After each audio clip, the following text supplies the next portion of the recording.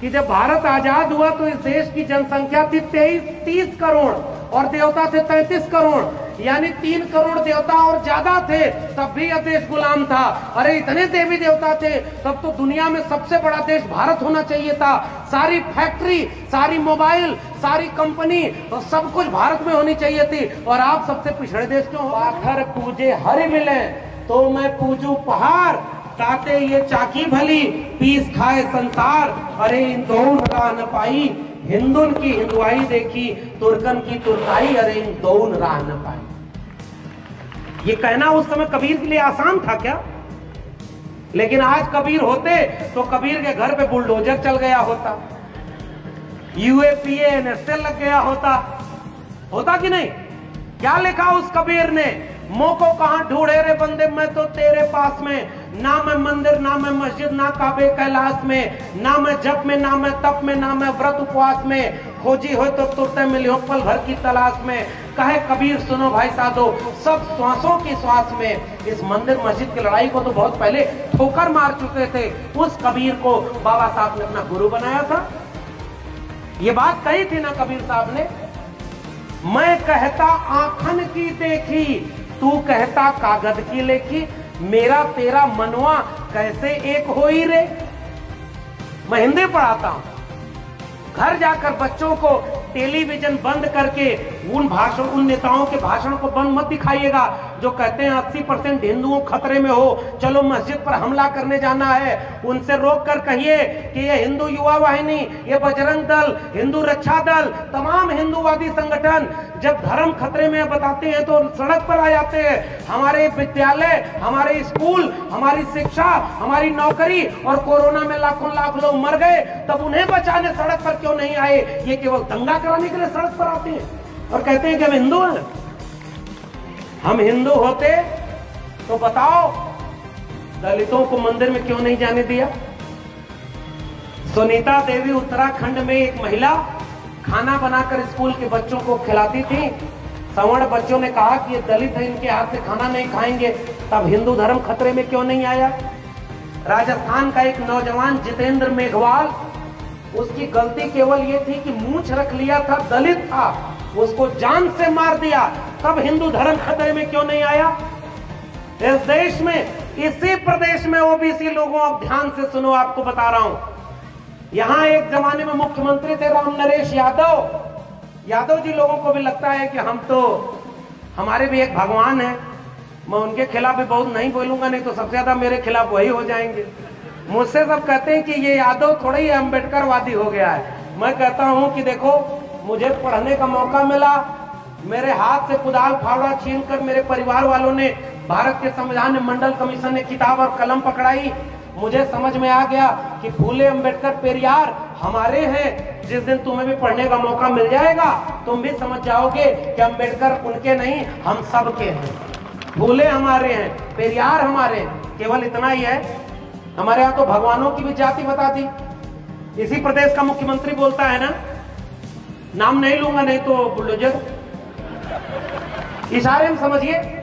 इस देश में योगी बनने के बाद सबसे पहला काम होता है कि अपनी जाति छोड़ देते हैं। इस देश का मुख्यमंत्री योगी बनने के बाद कहता है कि मुझे गर्व है कि मैं क्षत्रिय वंश में पैदा हुआ हूं, उसमें जिसमें राम पैदा हुए। अगर राम क्षत्रिय थे तो राम हिंदू नहीं थे, फिर राम सबके कहते हैं। और आज तुम कहते हो कि जो राम को लाए हम उनको लाएंगे, फिर भी जीत जाते हो। हम तो उसका विरोध करते रहेंगे ना। अगर राम तुम्हारे थे तो उनकी जाति नहीं होनी चाहिए ना। भगवान की जाति किसने बताई? हनुमान की जाति किसने बताई? हमने बताई क्या? इस देश में जो प्रधानमंत्री बना है ना, 14 तक जब गुजरात का मुख्यमंत्री था तो नहीं बताया अपनी जाति। जब प्रधानमंत्री का चुनाव आया तो मन से कहता है मैं ओबीसी समाज का हूं, मैं पिछड़ा हूं। इस देश में जब राष्ट्रपति बनाया गया तो प्रेस कॉन्फ्रेंस करके दुनिया की सबसे बड़ी पार्टी के अध्यक्ष ने कहा कि हमने दलित को राष्ट्रपति बना दिया है। जब तुम्हें जाति का लाभ लेना होता है तो तुम जाति बताने लगते हो, और जब मुसलमानों के खिलाफ दंगा कराना होता है तो कहते हो 80% हिंदुओं तुम खतरे में हो, हम सब एक हैं, चलो हिंदू राष्ट्र बनाना है। ये मुश्किल बात है कि नहीं? पहचानिएगा उन लोगों को जो जाति के नाम पर आपको बरगला रहे हैं। आज एक दौर ऐसा भी है कि हमारी आपकी जाति के भी कुछ लोग उनके खेमे में बैठकर, आपको भी लगता होगा कि हमारी जात बिरादरी का आदमी उधर है, सही है, चलो कुछ काम तो करवा देगा। जरा पूछिए कि 69,000 शिक्षक भर्ती घोटाला हुआ था, ओबीसी समाज के लोग मारे गए, ओबीसी समाज का उप मुख्यमंत्री था, एक काम नहीं कर पाया। जब चुनाव सर पर आया तो 69,000 शिक्षक भर्ती घोटाले को मान लिया गया कि हमने गलती की। हरियाणा में शिक्षक भर्ती घोटाले में ओम प्रकाश चौटाला जेल में थे, तो इस प्रदेश के भी मुख्यमंत्री को जेल में जाना चाहिए कि नहीं? लेकिन नहीं जाएंगे, क्योंकि हम आप बिखरे हुए हैं। उन्हें पता है कि इनको आपस में लड़ा दो, इनकी बड़ी सी मूर्ति बनवा दो, इनके लोगों की पूजा करवा दो। डॉक्टर अंबेडकर की वो भी पूजा कर रहे हैं, सजग रहिएगा, मैं आपको आगाह करने आया हूं। आज डॉक्टर अंबेडकर की याद तब आ रही है जब 2 अप्रैल का भारत बंद हुआ था, तब क्यों नहीं आई थी? 2 अप्रैल के भारत बंद में एक बात कहने आया हूं। मान्यवर कांशीराम ने कहा 1932 के बाद इस देश में चमचा युग शुरू हो गया। अगर आप भी बाबा साहब के सपनों का भारत बनाना चाहते हैं तो मेरी एक अपील, एक गुजारिश, माताओं बहनों याद रखिए, यहां से जाते हुए देखिए जन्मोत्सव में एक स्टॉल लगा हुआ है, गुलामगिरी और जाति का विनाश, भारत का संविधान और मंडल कमीशन, 4 किताबें घर घर पढ़ाइए। अपने आप आपकी पीढ़ियों का मुस्तकबिल न बदल जाए तो आप कहिएगा। हमारी लड़ाई किताबों की लड़ाई है, यही कहने आया हूं। हमारी लड़ाई मूर्ति की लड़ाई नहीं है, तस्वीर की लड़ाई नहीं है। हम मूर्ति बनाकर पूजा इसलिए करते हैं, पूजा तो बाबा साहब मना करके गए। बाबा साहब ने कहा व्यक्ति पूजा मत करना, किसी भी नेता का फैन मत बनना। मैं भी लोगों से कहता हूं कि आप मेरे फैन मत बनिए। मैं इसलिए हूं क्योंकि मेरे पीछे बिरसा, फुले, अंबेडकर, पेरियार थे। अगर वो थे तो मैं हूं, वो होंगे तो मैं रहूंगा, वो नहीं होंगे तो हमें भी, आपको भी पूछने वाला कोई नहीं होगा। ये बात याद रखिए। ये लड़ाई विचारधारा की है साथियों। आपके पास भी व्हाट्सएप पर एक मैसेज आता है ना, इस मैसेज को देखते ही 25 लोगों को फॉरवर्ड करिए, शाम तक आपको अच्छी खबर आएगी। राकेश कुमार ने मैसेज देखकर इग्नोर कर दिया, उसकी नौकरी चली गई। आप भी डर के मारे तुरंत भेज देते हैं 25 लोगों को कि मैसेज भेजने में क्या जाता है, हम कम से कम दुख, खराब खबर तो न सुनने को मिले। इसी को ज्योतिबा फुले ने कहा था मानसिक गुलामी। मैं आपसे कहने आया हूं कि वो मैसेज फॉरवर्ड करते गए कि गणेश की मूर्ति दूध पीती है, और तमाम तरह से ये अफवाह उड़ाकर इस देश में वो सरकार बना ले गए और हमारे आपके बच्चों को मानसिक गुलाम पैदा कर ले गए। अगर फॉरवर्ड करना है तो गुलामगिरी, जाति का विनाश, हिंदू बनाम हिंदू मंडल कमीशन और भारत का संविधान घर घर फॉरवर्ड कर दीजिए। देखिए क्रांति न हो जाए तो कहिएगा। बाबा साहब की तस्वीरों की बजाय उनकी किताबों को घर घर पहुंचाना है, गुलामगिरी को घर घर पहुंचाना है। अब एक किस्सा सुनिए। बाबा साहब के गुरु तथा ज्योतिबा फुले ने एक नाटक लिखा तृतीय रत्न। महिलाएं आई हैं, महिलाएं मंच पर हैं। मैं ऐसे किसी भी कार्यक्रम को कभी सफल नहीं मानता जिसमें पुरुषों से ज्यादा संख्या में महिलाएं न शामिल हो, क्योंकि बिरसा, फुले, अंबेडकर और पेरियार सबसे महत्वपूर्ण लड़ाई जो लड़ रहे थे, महिलाओं की बराबरी की लड़ाई लड़ रहे थे। इसलिए सैल्यूट है इन सारी माताओं और बहनों को जो आज बाबा साहब के नाम पर यहाँ इकट्ठी हुई। पुरुषों की क्रांति दरवाजे पर रुक जाएगी। गंभीर बात कह रहा हूं, समझिएगा। आप कितनी भी बड़ी क्रांति की बात करें, आपका घर के अंदर प्रवेश नहीं होता। एक महिला जिस दिन जागरूक हो जाए ना, वो चूल्हे पर बैठकर दूसरी महिला को समझाती हुई कहती है कि बहन 13, 23, 24 अप्रैल को अंबेडकर पार्क में बड़ा अच्छा कार्यक्रम हुआ, अगली बार आना तो तुम भी आना। ये देखो किताब ले आए हो, ये देखो मानसिक गुलामी दूर करनी है, ये देखो व्रत उपवास में हम लोग को फंसा दिया गया, और अगली बार देखिएगा चूल्हे से जो क्रांति थी वो सड़क पर निकलेगी, तभी इस देश में बदलाव आएगा। पुरुषों से कोई बदलाव नहीं आने वाला। पुरुष तो निकम्मे हैं, मैं कह रहा हूं। मैं क्यों कह रहा हूं? इस देश में जितना दंगा हुआ उसमें एक भी महिलाओं ने दंगा किया क्या? इस देश में आज भी रामनवमी के नाम पर तलवार और त्रिशूल लहरा रहे हैं, उसमें लड़कियां हैं क्या? ये सारा लड़कों को बाहर क्यों किया? क्योंकि बच्चे घर में खेलते हैं, छोटे छोटे लड़के लड़कियां दोनों, तो हम साथ खेलने देते हैं। ध्यान से समझिएगा, बिरसा, फुले, अंबेडकर की लड़ाई कौन सी थी?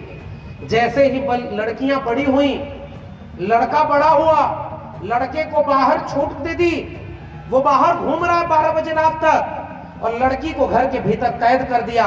हमने अपने परिवार की लड़कियों को सिखाया कैसे चलना है, कैसे उठना है, कैसे बैठना है, कैसे हंसना है, और लड़कों को कुछ नहीं सिखाया। और इस देश में कोई क्रांति इसलिए नहीं हुई कि हमने महिलाओं को बराबरी का हक नहीं दिया। महिलाओं ने क्रांति का आगाज किया है। ज्योतिबा फूले कभी ज्योतिबा फूले नहीं बन पाते अगर सावित्रीबाई फूले उनके साथ खड़ी ना होती। इसलिए हमारी लड़ाई ज्योतिबा फूले और सावित्रीबाई फूले को साथ लेकर चलने की है। महिलाओं ने इस देश को बराबरी का पाठ पढ़ाया है। घर की बेटियों को, बेटों को भी पढ़ाइए, लेकिन मेरी अपील गुजारिश है कि बेटियों को जरूर पढ़ाइए। और जितनी लड़कियां यहाँ आई हैं मैं उनको भी भड़का के जा रहा हूं, तुम्हारे घर में अगर शादी की बात करें तो लड़ जाना, कहना जब तक अपने पैरों पर खड़े नहीं हो जाएंगे हम शादी नहीं करेंगे, तब जाकर ये देश बदलेगा। हमने उनको बेड़ियों में जकड़ दिया। दक्षिण भारत में पेरियार एक विचारक का नाम हुआ। पेरियार ने महिलाओं की आजादी की बात कही। ओबीसी समाज के लोगों एक किस्सा और सुनो। पेरियार भी ओबीसी थे, चरवाहा जाति से आते थे। पेरियार जब अपना घर छोड़ दिए, सबको अपना घर छोड़ना पड़ा, याद रखिएगा। ज्योतिबा फूले जब स्कूल खोले तो ब्राह्मणों ने जाकर उनके पिता को भड़का दिया कि धर्म विरोधी काम कर रहा है। और जब उन्होंने स्कूल खोला तो पिता सामने खड़े हो गए, कहे या तो अपना घर चुनो या स्कूल चुनो। ज्योतिबा फूले सावित्रीबाई फूले ने क्या चुना था, हाथ उठाकर बताइए। घर चुना था या स्कूल? जोर से बोलिए। यानी घर नहीं चुना। अगर घर चुने होते ज्योतिबा फूले तो आज वो कभी याद नहीं किए जाते। उन्होंने घर छोड़ दिया, तब जाकर आज उन्होंने भारत के इतिहास को लिख दिया है। स्कूल, कॉलेज और विश्वविद्यालय की लड़ाई हमारे लोगों ने अपनों से लड़कर लड़ी थी। ओबीसी समाज के लोगों ज्योतिबा फूले को पढ़ो, माली जाति से आते थे। ओबीसी समाज के लोगों पेरियार ललाई सिंह को पढ़ो। पेरियार दक्षिण भारत में जो हुए, जब बनारस गए, किस्सा सुनिए। तो बनारस में एक मंदिर में गए, उनको लगा कि मंदिर में तो सब जा सकते, मैं तो वैसे भी ओबीसी हूं। अब जब मंदिर में गए उसके बाद वहां पर पूछा कि कौन जात, तो कहे जात, मंदिर में तो जाति नहीं पूछी जाती। तो कहे कि अगर तुम वहां आगे जा रहे हो तो एक बात बताओ, जब खाना लेने के लिए गए और तमाम जगहों पर गए तो वहां पूछा गया कि जनेऊ पहनते हो, तो उन्होंने कहा नहीं। तो कहे फिर तुमको खाना नहीं मिलेगा। तब पेरियार गुस्से में लौटे और दक्षिण भारत में जनेऊ जलाओ आंदोलन किया था आज से 50-60 साल पहले। तो उस विचारक का नाम है पेरियार। उसने कहा इस ब्राह्मणवाद ने तो हमारी पीढ़ियों को मानसिक गुलाम बना दिया। ओबीसी थे पेरियार, फूले ओबीसी थे। शादी में गए अपने सबसे प्रिय मित्र के, तो ब्राह्मण आग बबूला हो गए कि ये शूद्र हमारी शादी में क्यों जा रहा है। तब जाके ज्योतिबा फूले ने सबकी मुक्ति की बात लिखी। पेरियार ने महिलाओं के लिए एक बात कही है कि ये जो सजना संवरना है ये गुलामी की बेड़ियां हैं। और आपको कड़वा चौथ में फंसा दिया। पति की लंबी उम्र के लिए महिलाएं व्रत रखती हैं, तो एक श्लोक ऐसा बताओ जो पति श्लोक पढ़कर महिलाओं की लंबी उम्र के लिए, पत्नियों की लंबी उम्र के लिए रखते हो। क्या पत्नी की लंबी उम्र की जरूरत नहीं थी इस देश में? फिर महिलाओं के व्रत पुरुष क्यों नहीं रखते भाई? हमारे यहाँ उधर आजमगढ़ में पता नहीं आपके यहाँ होता है कि नहीं, एक व्रत होता है जीवित पुत्र का व्रत। हमारे यहाँ जीवतिया बोलते हैं उसे। उसका कॉन्सेप्ट ये है कि बेटों की लंबी उम्र के लिए है। बेटियों घर जाकर अपने माँ बाप से पूछना बेटियों की लंबी उम्र के लिए कौन सा व्रत रखा जाता है, जरा बताओ। भड़का के जा रहा हूं इसलिए क्योंकि आपको तो फंसा दिया। और जिस दिन ये इस गुलामी से मुक्त होंगे उस दिन आगे बढ़ेंगे। हमारे यहाँ एक पंडित जी थे, अब थोड़ा किस्सा कह के बात खत्म करूंगा, बहुत बात हो गई। पंडित जी के पास कुछ बच्चे गए, गांव के लोग गए, उन्होंने कहा कि कुछ गांव के बच्चों ने एक गधा की हत्या कर दी। पंडित जी नाराज होकर बोले, अरे गधा मारना तो बहुत बड़ा पाप है, इससे तो बड़ा गुनाह होगा, बड़ा आपके ऊपर आफत विपत आएगी, इससे मुक्ति नहीं होती है, इसका बहुत बड़ा कर्मकांड कराना पड़ेगा, हवन कराना पड़ेगा, तब गधा के मरने के पाप से मुक्त होगे, बड़ा खर्चा आएगा। इतना कहते कहते बगल से एक आदमी गया और पंडित जी के कान में बोला कि पंडित जी, जिन बच्चों ने गधा मारा है उसमें एक आपका बेटा संतोष भी था। हमारे यहाँ भोजपुरी में एक कहावत चलती है, 2-4 लइकन में एक संतोष और गधा के मरले में कौनो न दोष। समझ तो गए होंगे। महात्मा ज्योतिबा फूले ने तृतीय रत्न में एक नाटक लिखा एक गरीब आदमी बहुत परेशान था, पंडित जी के पास गया, पंडित जी से पूछा बहुत परेशान है हुजूर। तो उसने कहा मैं तुम्हारा ग्रह दशा देख रहा हूं कि शनि तुम्हारा ठीक जगह पर नहीं है। दुनिया में ग्रह को गैलीलियो ने दूरबीन से देखा, हमारे यहां सब पतरा से देखते हैं। 3600 गुण मिल जाए तो ब्याह कराते हैं। तब तो इस देश में महिलाएं सबसे ज्यादा सुखी होनी चाहिए। दुनिया में हैप्पी इंडेक्स है, उसके टॉप 100 देशों में हमारा देश नहीं है, और हमारे यहाँ 33 करोड़ देवता पहले से थे। मैं नागपुर गया था, वहां बोल के आया उनके मुख्यालय के सामने। मैंने वहां एक सवाल पूछा कि जब भारत आजाद हुआ तो इस देश की जनसंख्या थी 30 करोड़ और देवता थे 33 करोड़, यानी 3 करोड़ देवता और ज्यादा थे, तब भी यह देश गुलाम था।